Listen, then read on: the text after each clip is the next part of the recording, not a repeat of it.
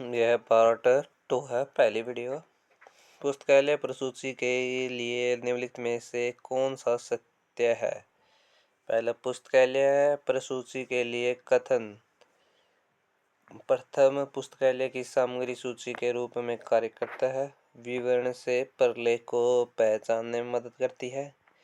पुस्तकालय में प्रलेख की भौतिक अवस्थित काल नंबर के माध्यम से प्रदान करती है। कथन 4 असत्य है, क्योंकि मुद्रित प्रसूति की प्रति प्रत्येक उपयोक्ता को व्यक्तिगत रूप से प्रदान नहीं किया जाता, बल्कि यह एक साझा संसाधन है जो और आजकल ओपेक जैसे डिजिटल रूप से प्रचलित है। निम्नलिखित में से किसने 1876 में पुस्तकालय प्रसूति के उद्देश्य निर्धारित किए गए हैं। C.A. कटर। C.A. कटर ने 1876 में रूल्स फॉर प्रिंटेड डायरेक्टरी कैटालॉग्स में पुस्तकालय प्रसूति के उद्देश्य को प्रतिपादित किया है। क्वेश्चन नंबर 33वां, ISBD के अनुसार किसी भी प्रलेख के वर्ण के लिए क्षेत्र होता है। 8, ISBD इंटरनेशनल स्टैंडर्ड बाइबिलोग्राफिक और डिस्क्रिप्शन के अनुसार किसी भी प्रलेख में ग्रंथ पूरक वर्ण के लिए 8 मुख्य क्षेत्र होते हैं। निम्नलिखित में से सही मिलान करें। पहला में कोश प्रसूति है, इसका मिलान होता है डी के साथ। सभी प्रविष्टियों को एक वर्ण के अंतर्गत रखा जाता है और निधानी सूची का उपयोगिता हेतु अनुपलब्ध यह मुख्यतः रूप से पुस्तकालयों के आंतरिक उपयोग जैसे स्टॉक स्थापन के लिए होता है। ओपेक अर्धनीकरण डिजिटल होने के कारण तुरंत अपडेट किया जा सकता है। वर्गीकृत प्रसूति यह 2 भागों में होती है, वर्गीकृत भाग और वर्णानुक्रमित अनुक्रमिका भाग। निम्नलिखित लेखकों के उदाहरण। शाक्य विभाग, समाज सम्मेलन और संस्थान सभी निगमित लेखक उदाहरण है, जैसे कि पुस्तकालय विज्ञान में वर्गीकरण और प्रसूतिकरण मानकों में परिभाषित किया जाता है। प्रसूति का आंतरिक स्वरूप।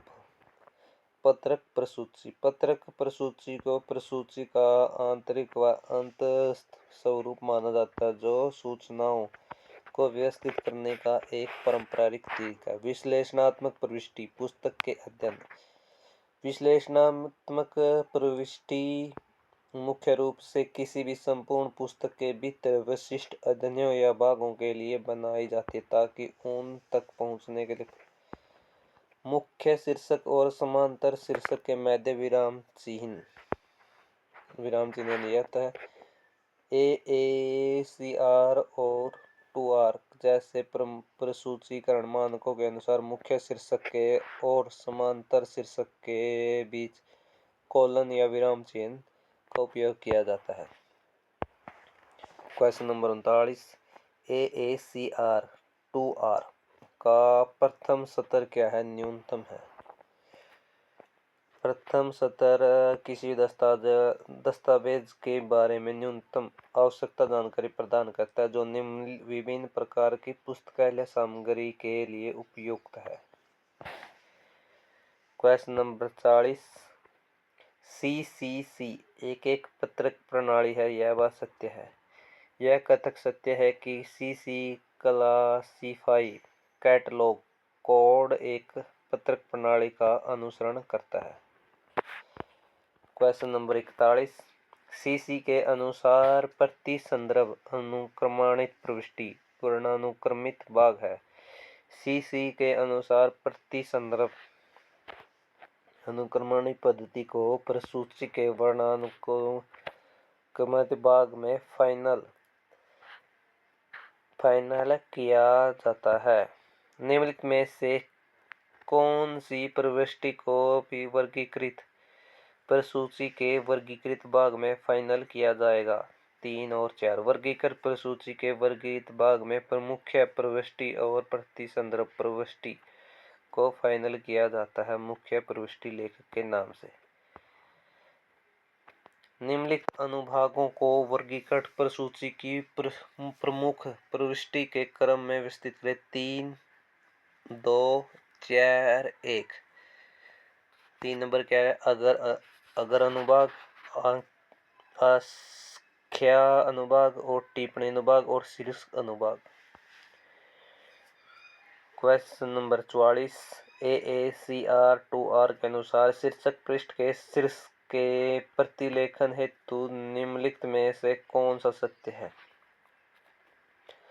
1, 2, 3, 4 और 5 लगातार सभी से विराम चिन्ह भी सही है। 2 शीर्षकों के बीच में विराम चिन्ह आता है। कैपिटल वर्गीकरण शब्दावली और क्रम और वर्तनी, जो कठिन शब्द है उनकी वर्तनी है।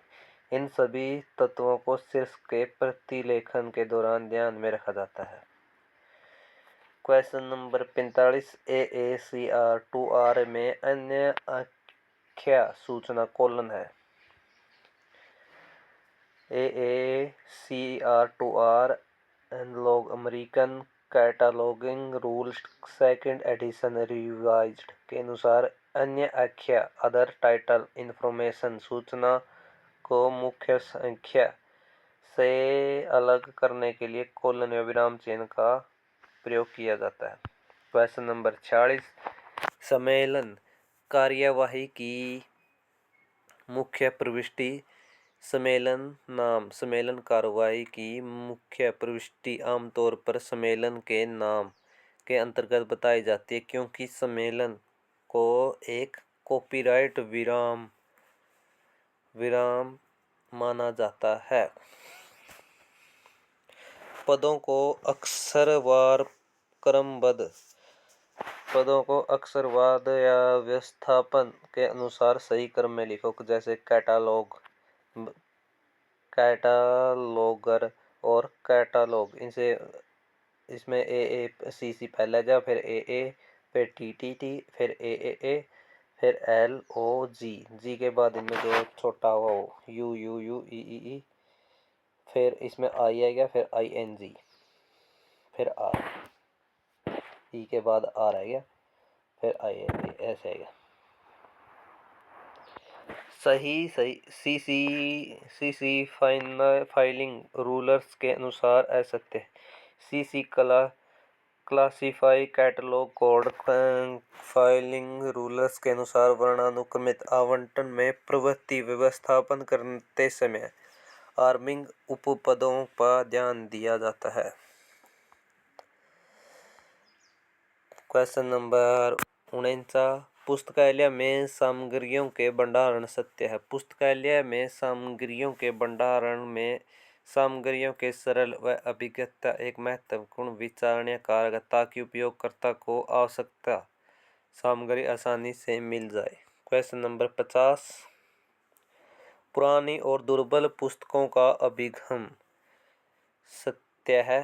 पुरानी और दुर्बल पुस्तकों को अक्सर उनकी सुरक्षा और संरक्षण की सुनिश्चित करने के लिए मुक्त अभिगम ओपन एक्सेस के अंतर्गत नहीं रखा जाता, बल्कि विशेष संग्रह में रखा जाता है, स्पेशल कलेक्शन।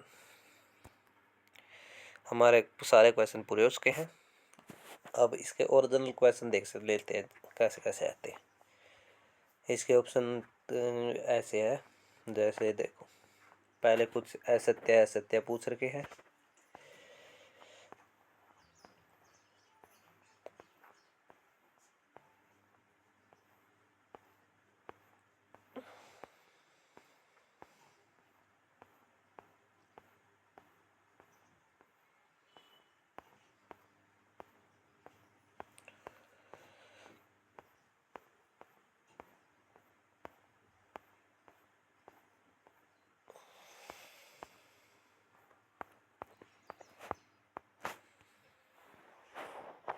ये अपना पेपर कोड है।